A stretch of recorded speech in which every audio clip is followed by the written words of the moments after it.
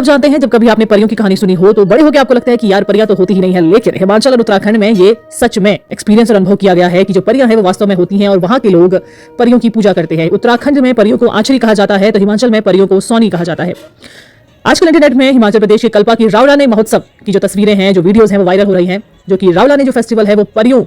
का ही एक फेस्टिवल है। आइए जानते हैं कि रावलानी फेस्टिवल का क्या महत्व है और क्यों और कैसे मनाया जाता है रावलानी फेस्टिवल। बेसिकली जो रावलानी फेस्टिवल है ये परियों के विदाई का एक समारोह है, इसमें कि आसपास के लोग जो कल्पा के हैं, जो कि नॉर्थ डिस्ट्रिक्ट का गांव है, और आसपास के जो विलेजेस हैं, ये मानते हैं, ये बिलीव करते हैं कि जो सोनी परियां हैं वो ऊंचे ऊंचे पहाड़ों से नीचे गांव की तरफ आती हैं और हार्श जो विंटर होता है हिमाचल का, उससे उनकी रक्षा करती है, उनकी फसलों की रक्षा करती है, उनके लोगों की रक्षा करती है जब उनके लोग भटक जाते हैं पहाड़ों में।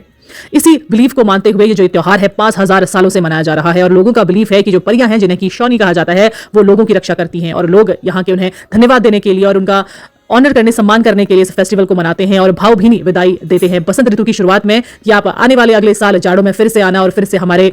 सेबों की, बाग बगीचों की और हमारी रक्षा करना। इसमें आप देख पा रहे होंगे कि जो कपल्स डांस चल रहा है जिसमें दूल्हा दुल्हन जैसे अटायर, जो ट्रेडिशनल किन्नौरी अटायर है वो पहना हुआ है। इसमें दो मेल ही दूल्हा और दुल्हन का रोल निभाते हैं, क्योंकि जिस महज प्रतीकात्मक रूप होता है दूल्हा और दुल्हन का,